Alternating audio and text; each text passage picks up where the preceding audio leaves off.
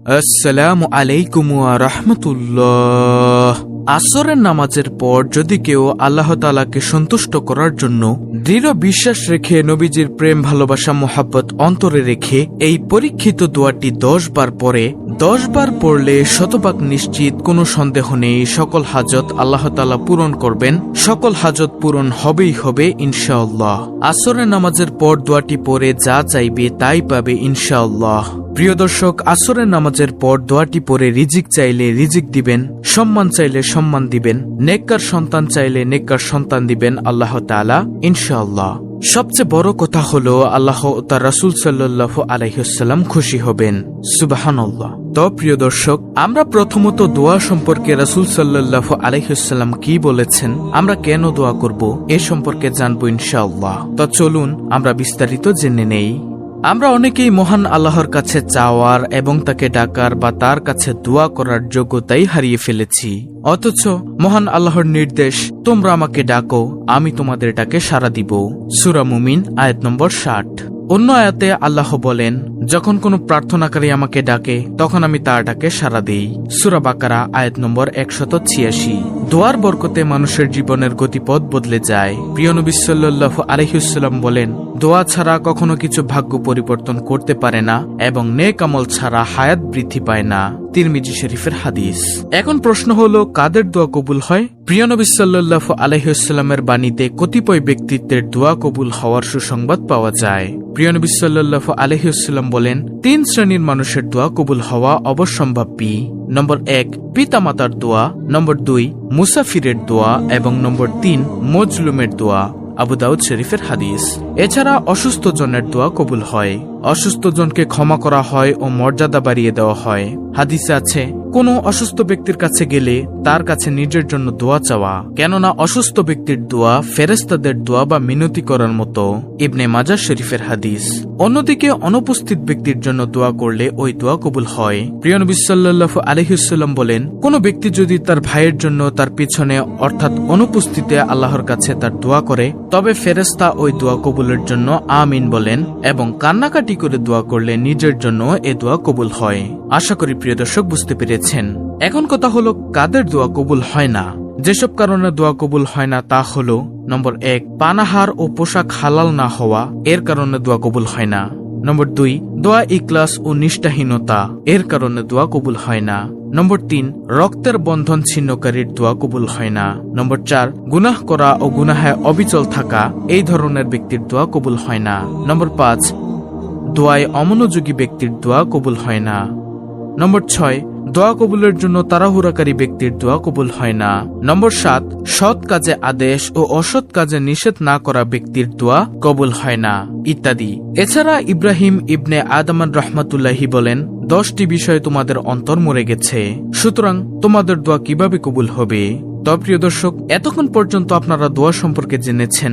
এখন শুনুন কিভাবে আসরের নামাজের পর আপনি এই আমলটি করবেন। আমি নিয়ম মাফিক বলে দিচ্ছি, আপনারা ভালোভাবে খেয়াল করুন। আমলটি করার নিয়ম হলো, আপনি আসরের নামাজ আদায় করবেন। যারা পুরুষ আছেন তারা জামাতবদ্ধ হয়ে মসজিদে গিয়ে আসরের নামাজ আদায় করবেন, আর যারা মহিলারা আছেন তারা উত্তম রূপে ওযু করে ঘরের মধ্যেই আসরের নামাজ আদায় করে নেবেন এবং আসরের নামাজের পরে যেই ওজিফাগুলো আমরা পড়ি সেগুলো আদায় করে নিতে হবে। যে ওজিফাগুলো, যে দোয়াগুলো রাসূল সাল্লাল্লাহু আলাইহি ওয়াসাল্লাম পড়তেন, আপনারা সংক্ষেপে ওই দোয়াগুলো পড়ে নেবেন যতটুকু সম্ভব হয়, তারপরে আমলটি করবেন। এখন প্রশ্ন হলো, আসরের নামাজের পরে কেন এই আমলটি করে দোয়া করতে হবে? প্রিয় দর্শক, আসরের নামাজের পর থেকে মাগরিবের নামাজের আগ পর্যন্ত এই সময়টিতে আমল করে দোয়া করলে দোয়া কবুলের সম্ভাবনা অনেক বেশি হয়ে থাকে। এজন্য আপনারা আসরের নামাজের পরে আমলটি করে দোয়া করবেন। তারপরে নামাজের স্থানে বসে প্রথমে 3 বার দুরুদে ইব্রাহিম পড়বেন, সাথে সাথে 10টি রহমত নাজিল হবে, 10 গুণ সম্মান বৃদ্ধি পাবে, 10টি গুনাহ মাফ হবে এই দুরুদে ইব্রাহিম একবার পাঠ করার কারণে। এভাবে আপনি দুরুদ শরীফ পড়বেন, আল্লাহুম্মা সাল্লি আলা মুহাম্মাদি ওয়া আলা আলি মুহাম্মাদ কামা সাল্লাইতা আলা ইব্রাহিমা ওয়া আলা আলি ইব্রাহিম ইন্নাকা হামিদুম মাজিদ। আল্লাহুম্মা বারিক আলা মুহাম্মাদি ওয়া আলা আলি মুহাম্মাদ কামা বারাকতা আলা ইব্রাহিমা ওয়া আলা আলি ইব্রাহিম ইন্নাকা হামিদুম মাজিদ। হে আল্লাহ, তুমি আমাদের এই দুরুদের আমল কবুল করো। তুমি আমাদের জীবনের সকল গুনাহ মাফ করে দাও, সম্মান বৃদ্ধি করে দাও, নেকি দান করে দাও, আমাদের প্রতি রহমত নাজিল করো। আল্লাহুম্মা আমিন। এভাবে মোহাব্বতের সাথে এবং সম্মানের সাথে নবীজির প্রেম ভালোবাসা অন্তরে রেখে 3 বার দুরুদে ইব্রাহিম পড়বেন। মনে রাখবেন, দুরুদ শরীফ না কবুল হলে, দুরুদ শরীফ না পড়লে দোয়া কবুল হয় না, ঝুলন্ত অবস্থায় থাকে। তো মোহাব্বতের সাথে আমাদের প্রত্যেকের উচিত দুরুদ শরীফ পাঠ করা। তারপরে দুরুদ শরীফ পাঠ করার পরে আস্তাগফিরুল্লাহ, আস্তাগফিরুল্লাহ, আস্তাগফিরুল্লাহ এই ছোট্ট ইস্তেগফারটি 100 বার পড়বেন। বেশিক্ষণ সময় লাগবে না। ইস্তেগফার আমল অত্যন্ত দামি আমল, আমরা সবাই জানি। ইস্তেগফার করলে সকল বিপদ থেকে মুক্তির পথ আল্লাহ তাআলা উন্মুক্ত করে দেন। নবীজি সাল্লাল্লাহু আলাইহি ওয়াসাল্লাম বলেছেন, ইস্তেগফার করলে সকল রকমের পেরেশানি হতাশা দূর করে দিবেন। আমার নবীজি সাল্লাল্লাহু আলাইহি ওয়াসাল্লাম বলেছেন, ইস্তেগফার করলে আল্লাহ তাআলা এত খুশি হয়, অকল্পিত রিজিক আসবে যা আমরা কখনো কল্পনা করিনি। সুবহানাল্লাহ। শুধু তাই নয়, আল্লাহ তাআলাও তো ওয়াদা করেছেন। আমরা সবাই জানি, কিন্তু আমরা ইস্তেগফার করি না, শয়তানের ধোঁকায় পড়ি। শয়তানের ধোঁকায় পড়বেন না, ইস্তেগফার করুন। আল্লাহ তাআলা বলেছেন, ইস্তেগফার করলে আল্লাহ তাআলা গুনাহ মাফ করে দিবেন, সন্তানের প্রয়োজনে সন্তান দিবেন, রিজিকের প্রয়োজনে রিজিক দিবেন, অভাব দূর করে দিবেন, বৃষ্টির প্রয়োজনে বৃষ্টি দিবেন, জান্নাত দান করবেন, জাহান্নাম থেকে মুক্তি দিবেন। তো বেশি বেশি ইস্তেগফার পড়বেন, তাড়াহুড়ো করবেন না, 100 বার আস্তাগফিরুল্লাহ পাঠ করবেন মনোযোগ সহকারে। প্রিয় দর্শক, তারপরে দোয়াটি আপনারা 10 বার পড়বেন। বিশ্বাস রেখে পড়বেন যে আমার নবীজি কসম করে বলেছেন দোয়া কবুল হবেই হবে। দোয়াটি হলো ইসমে আজম। আমরা সবাই জানি, ইসমে আজম দোয়া করতে দেরি, আল্লাহ তাআলা দোয়া কবুল করতে দেরি করেন না। এই ইসমে আজমটি 10 বার পড়বেন।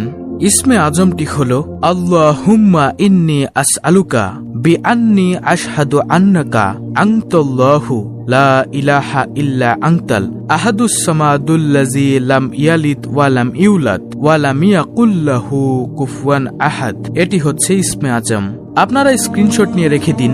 ইসমে আজমটি মুখস্থ করে নেবেন। কতবার পড়বেন? 10 বার পড়বেন। ইসমে আজমের অর্থ হলো, হে আল্লাহ, আমি তোমার কাছে প্রার্থনা করছি আর সাক্ষ্য দিচ্ছি যে তুমি একমাত্র আল্লাহ, তুমি ছাড়া অন্য কোনো মাবুদ নেই। তুমি একক সত্তা, স্বয়ংসম্পূর্ণ, যিনি কাউকে জন্ম দেননি এবং তাকেও কেউ জন্ম দেয়নি, আর তার সমকক্ষ কেউ নেই। কত সুন্দর অর্থ, সুবহানাল্লাহ। প্রিয় দর্শক, তারপরে শেষে আবারও দুরুদে ইব্রাহিম পড়বেন।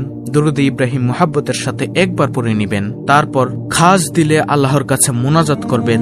2 চোখের পানি ছেড়ে দিয়ে বিশ্বাস রেখে ইয়াকিনের সাথে যে আল্লাহ আমার দোয়া কবুল করবেনই করবেন, এরকম বিশ্বাস রেখে মুনাজাত করবেন। তাহলে ইনশাআল্লাহ আপনাদের মনের সকল হাজত পূর্ণ হবে, কারণ আপনি ইসমে আজম পড়ে দোয়া করেছেন। এই ইসমে আজমই আপনারা 10 বার পড়বেন মুনাজাতের আগে। প্রিয় দর্শক, ভিডিওতে যেভাবে নিয়ম বলে দিয়েছি, আপনারা যদি না বুঝে থাকেন, ভিডিওটি আবার দেখে নিয়ম অনুযায়ী আমলটি করবেন। তাহলে ইনশাআল্লাহ আশা করি আপনি আমলটি সহিভাবে করতে পারবেন। তো এই ছিল আমাদের আজকের ভিডিও, অত্যন্ত গুরুত্বপূর্ণ একটি ভিডিও, ইসমে আজমের ভিডিও। ভিডিওটি ভালো লাগলে অবশ্যই চ্যানেলটিকে সাবস্ক্রাইব করে পাশে থাকা বেল বাটন অল বাজিয়ে দিবেন।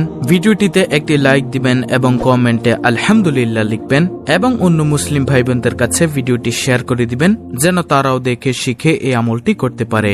আল্লাহ রাব্বুল আলামিন আমাদের সকলকে ইসমে আজমের এই আমলটির উসিলায় আমাদের সকল দোয়া কবুল করে নিন। আমিন।